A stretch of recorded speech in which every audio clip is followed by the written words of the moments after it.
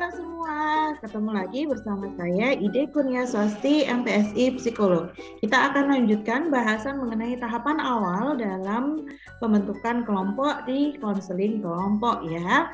Kita sudah bahas di video yang pertama yaitu mengenai tahap awal, tahap 1 ya. Kita akan lanjutkan dengan tahap 2. Ya, oke. Tetap semangat kan ya? Kita lanjut yuk.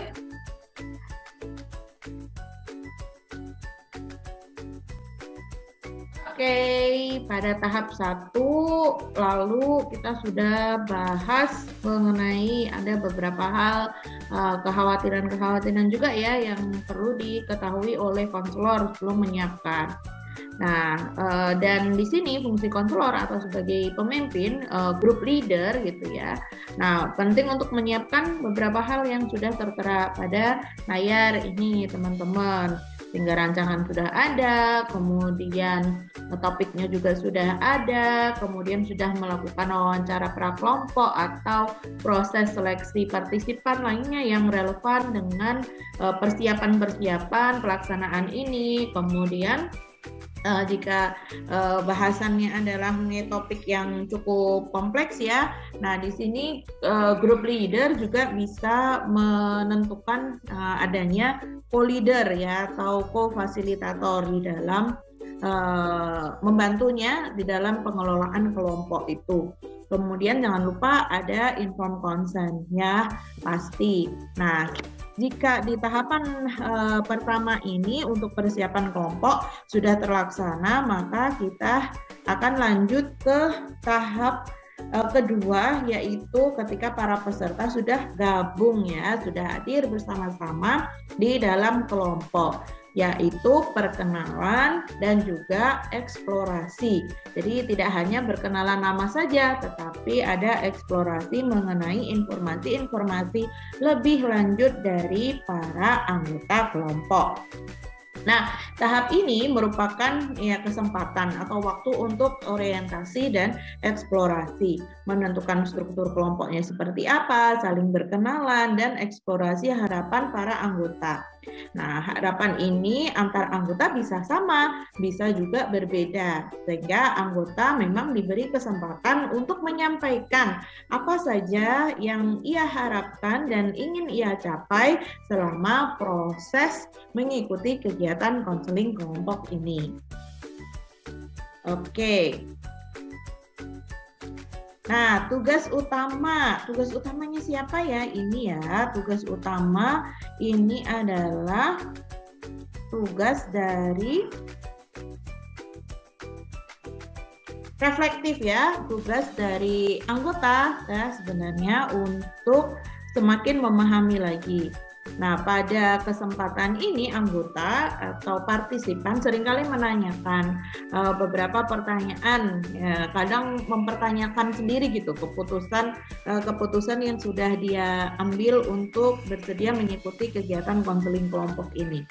Apakah akan ditolak, apakah teman-temannya gimana ya, teman-temannya itu baik atau enggak, kemudian dia berpikir-pikir bagaimana ya aku mengekspresikan diriku, apakah nanti mengungkapkan dirinya itu sebatas yang mana gitu, mau terbuka atau enggak, apakah cocok dalam kelompok ini, apakah dia bisa terima dan nyaman gitu, apakah bisa percaya pada orang lain dan lain sebagainya.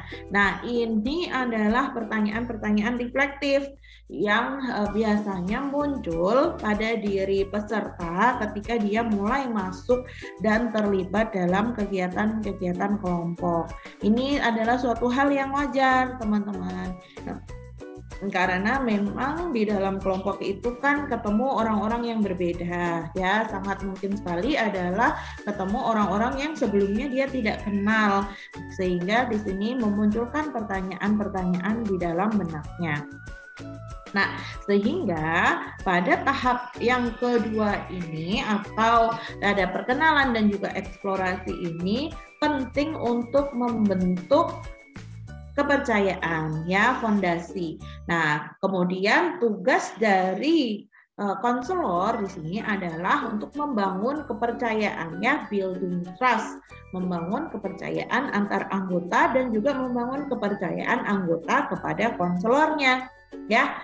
Nah, dengan demikian konselor dapat menyampaikan hak-hak peserta, kemudian konfidensialitas atau kerahasiaan, kemudian keragaman yang ada di kelompok, dan bagaimana saling menghormati keragaman yang ada tersebut. Di sini konselor juga memberikan penjelasan mengenai peran konselor yang nantinya dapat memberikan penegasan-penegasan dan misalnya memberikan batasan atau melakukan konfrontasi apabila pada tahap-tahap selanjutnya ini kemungkinan terjadi konflik, begitu ya. Oke, nah untuk membangun kepercayaan ini konselor juga dapat melakukan pengungkapan diri atau self disclosure. Dengan adanya pengungkapan diri ini, para anggota atau partisipan dapat merasakan bahwa di sini bebas loh, di sini boleh loh untuk menyampaikan pendapatnya. Namun demikian, pendapat ini tadi juga perlu tetap dengan memperhatikan kondisi orang-orang di sekitarnya, gitu ya. Tetapi tidak apa-apa, sebagai bagian dari proses kelompok ya, memang kadang-kala ada pertanyaan-pertanyaan reflektif seperti yang sudah saya tampilkan, itu juga akan muncul kembali. Apakah sudah tepat ya aku melakukan seperti ini? Apakah terlalu frontal atau terlalu menyinggung dan lain sebagainya. Nah, itu justru bagus mengambil kesempatan untuk melakukan dan ada kesempatan juga nantinya untuk melakukan evaluasi. Oke. Memang ya kadang-kala komentar yang kita sampaikan itu berpotensi untuk memunculkan kayak kejengkelan, apalagi kalau misalnya kita langsung memberikan, ya, anggota ini langsung memberikan solusi gitu, langsung memberikan saran kepada temannya tanpa mau mendengarkan lebih lanjut lagi sebenarnya cerita itu intinya bagaimana gitu, tetapi langsung tiba-tiba memberikan solusi. Nah, itu kadang memunculkan kejengkelan. Nah, ini memang sangat bisa muncul, tetapi ya tidak apa-apa, kita upayakan sebagai konselor kita memberikan kesempatan bagi semua anggota untuk menyampaikan pendapatnya. Nah, kesimpulan dari tahap awal ini atau yang di bagian kedua terutamanya mengenai perkenalan ini, tahap awal adalah proses yang memberikan kesempatan untuk kelompok ini bertumbuh gitu. Ada waktu untuk perkenalan dan juga struktur kelompok. Kadang kelompok itu ada ada semacam kayak ketuanya gitu, tapi bisa juga tidak gitu ya. Jadi tidak apa-apa juga ada bentuk atau struktur-struktur yang berbeda. Nah, tahap-tahap di dalam persiapan dan juga pembentukan awal sampai dengan ini tadi untuk perkenalan dan eksplorasi.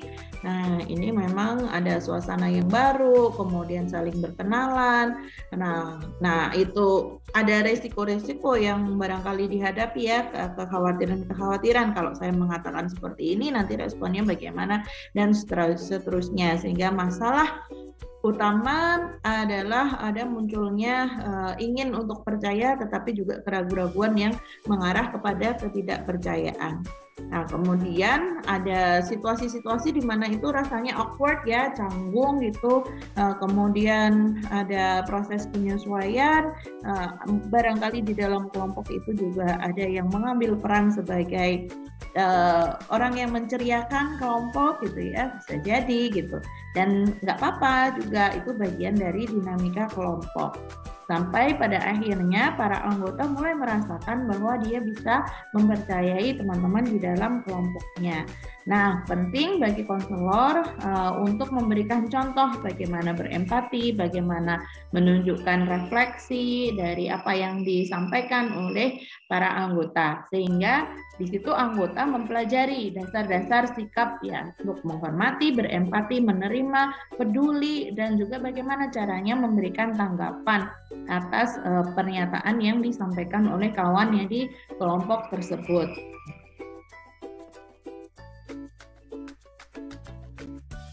Oke, itu di tahap yang kedua ya teman-teman, kita akan lanjutkan bahasannya untuk tahap yang ketiga. Kalau di tahap kedua tadi muncul ada kesempatan untuk saling berkenalan dan saling mengeksplorasi ya. Nah, kemudian di tahap yang ketiga itu ada muncul problem-problem juga jadinya. Nah, kita akan simak lebih lanjut problemnya seperti apa. Oke, siap? Silahkan lanjut simak ke video berikutnya.